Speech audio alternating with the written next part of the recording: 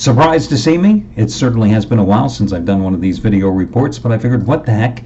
I've been stuck in a hotel room in Atlanta where I used to live the past couple of days because it was better to be here than driving through the southern portion of the country where I was making my way across the nation, moving stuff from one house to another, because with all the severe weather and all the tornadoes that it spawned through Louisiana and through Mississippi. In fact, I was supposed to be in Biloxi, Mississippi the past couple of days, making a pit stop there so my wife could get her latest gambling fix, because she hasn't stimulated the economy of Mississippi in quite a while. She had to give her donation to the casinos down there. I thought, yeah, this is not a place I want to be driving with tornadoes breaking out, so I figured let me hang out in Atlanta for a couple of more days.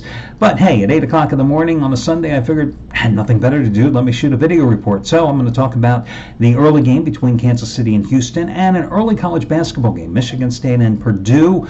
That's coming up in a moment. To say I was shocked about the outcome of the Ravens game last night would be an understatement, especially since I had the Ravens hooked up in a two-team teaser with San Francisco.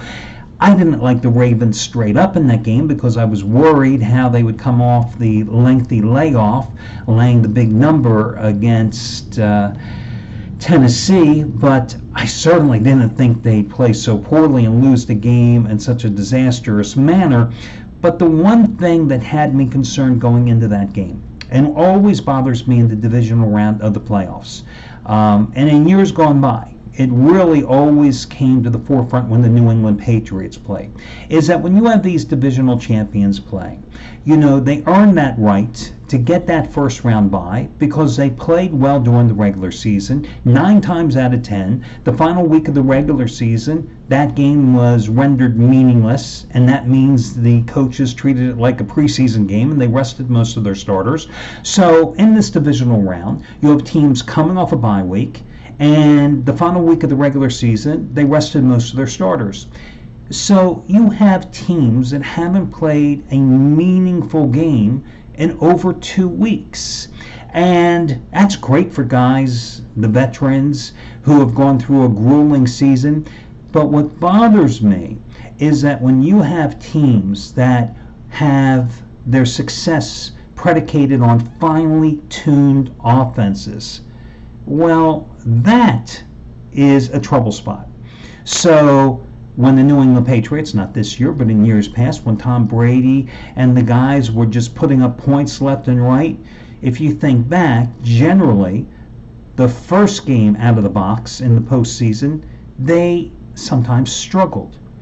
And that had me concerned going into last night's game with the Ravens. And that's why I didn't like them straight up, and I put them in the teaser, figuring that would mitigate the chances of me not getting the cover. How did that turn out? But because, let's face it, Lamar Jackson and offense was just dynamite the final, 2.5 months of the regular season. And now, in retrospect, I think they didn't play in the final regular season game. They gave that start to RG3, and everybody basically took the game off. They had the week off because of the bye, and last night they just looked out of sorts. Just nothing in sync. Did that time off affect them? You know, back in the days when I was a reporter, one of the questions I used to always like to ask different guys, just when you're talking in the locker room, you know, off the cuff, in baseball, I'd often ask guys that were in hot streaks at the plate, you know, did you ever want to take a day off when you're in the middle of a hot streak? Absolutely not. Now, when they're in a slump, no problem. But when they're hot, no. Same thing in the NBA. Guys that were just hot on the floor never wanted to take any time off. Football, different story, because every week is like a new season. It's a different sport.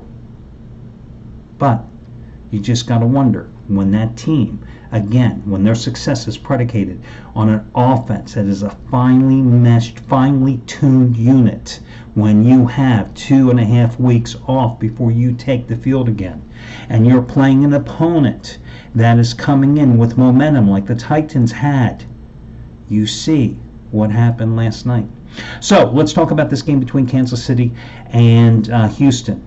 I don't think you have Houston in the same situation. You have a Texans team that was damn fortunate, thanks to a miraculous performance by Deshaun Watson last week, who personally lifted the Texans to the overtime win against Buffalo.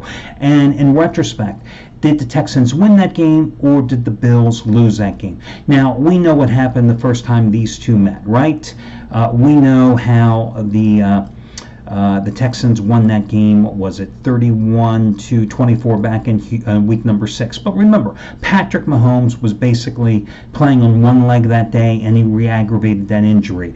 Tyreek Hill only played about 20 snaps in that game. They were without Eric Fisher. They were without Andrew Wiley. They were without Chris Jones, who, FYI, may miss today's game too. They were without Sammy Watkins as well. So Kansas City certainly was not fully formed that day. But this is a team that now, with its entire starting lineup basically intact offensively, which means Patrick Mahomes is in there, Tyreek Hill is in there, they're starting left tackle Eric Fisher, they're starting right guard Duvernay, oh God, I can't remember his last name. Basically, they're all back. 7-0 this season when those four guys are in the lineup, with average margin of victory 16 points. This is a team that, you know, is playing some great ball here down the stretch drive with 6 straight wins. And listen, when Patrick Mahomes is healthy, this is the time that you got to ride the Chiefs. The defense has been exceptional during the 6-game winning streak at the close of the season. They only gave up a total of 69 points. You have a Texans offense that's going to look to run the ball like they did in the first game and have success, because that is obviously going to make Deshaun Watson so much more effective. But the Chiefs are playing much better defense than they did in the first matchup. You saw how Watson couldn't get any protection from the Bills' pass rush. Now, I'm not saying Kansas City's pass rush is as good as Buffalo's, but Kansas City's pass rush is much better now at this stage of the season than it was in the first go-round. However, I will point out again that Kansas City got no sacks in the first meeting this season, and that was without Chris Jones, their defensive end, who led the team in sacks, I think 9.5 this season, and Chris Jones is questionable whether he's going to be able to go today. Ultimately, though, I think Kansas City is the way to go here. However, I will tell you this, from being a longtime Eagles fan and watching Andy Reid, some things never change. Andy Reid is one of these guys who has a reputation for getting the best out of his teams offensively, but he is a fraud when it comes to that whole West Coast offense thing, that whole, put the points on the board thing, because this guy loves to sit on leads.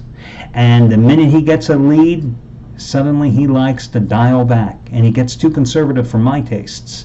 And you've seen the Chiefs many times this season where they've had double-digit leads. I think back to the Chargers game, the Patriots game, where they had double-digit leads in the second half, and they blew the covers. That's problematic. I do like Kansas City, but again, you have to always think about Andy Reid and the way he coaches a game. I like Michigan State today in college. Oh, hey, one thing I wanted to point out here today. In the divisional round, it's kind of interesting here.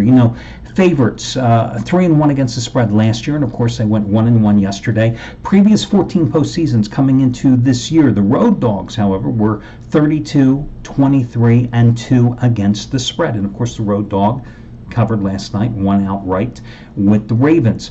Also, in this particular round of the postseason, home teams coming off a bye in the divisional playoffs, 7-1 straight up the past 2 years. Well, you saw yesterday a split. In terms of the only ATS marks that are significant in the divisional round, I broke down looking at all the numbers here. Home teams are just 10 games, no, let's see, 9, they were 9 games over 500 going into yesterday, and yesterday was a split. So they're still just 9 games over 500. Home favorites are just 6 games over 500, period. And we're talking about going back to 1975. Home favorites, just 6 games over 500. In this round, generally, games are not even close. Of 178 games played in the divisional round, going back to 1975, only 57 of those games have been decided by 6 points or less. That's only like 31.5%. Meanwhile, 74 of those games have been decided by 2 touchdowns or more, including both of yesterday's games. That's nearly 41% of those games have been what I would call blowouts, going back to 1975. So just a couple of interesting tidbits. Now, in terms of this game between Michigan State and Purdue, Michigan State is a 4-point favorite in this one. They lost 73-63 in West Lafayette last year, a game in which wasn't even as close as the final score indicated, as they trailed by 23 points in that contest, as Purdue then snapped a 13-game Michigan State winning streak. Well, today, Michigan State comes into this one after a 5-game homestand, which they look pretty damn impressive, let's face it. They're only playing their 3rd true road game of the season. Michigan State made it 8 straight wins with a 74-58 win at home against Minnesota a couple of days ago. Of course, last Sunday they're coming off the big 87-69 win against Michigan. Purdue, meanwhile, is coming off an 84-78 double overtime loss at Michigan, and they lost their prior game 63-37 at Illinois. Now, you know why this game is so cheap. It's because, again, Mackey Arena in West Lafayette has been a house of horrors for Michigan State over the years, as they've lost their last 3 trips at this. But I say this Michigan State team is built this year to win at Purdue, because Purdue, although they have size, they don't have a guy like Carson Edwards there to supply the scoring. And I think Michigan State has enough offense to get the job done, and they do a decent job on the boards as well. So at this cheap price, I say go ahead and lay the points with Michigan State. And again, in the pro football playoffs, I'm going to go with the Chiefs and lay the points and hope Andy Reid doesn't screw us in the second half. Good luck, everybody.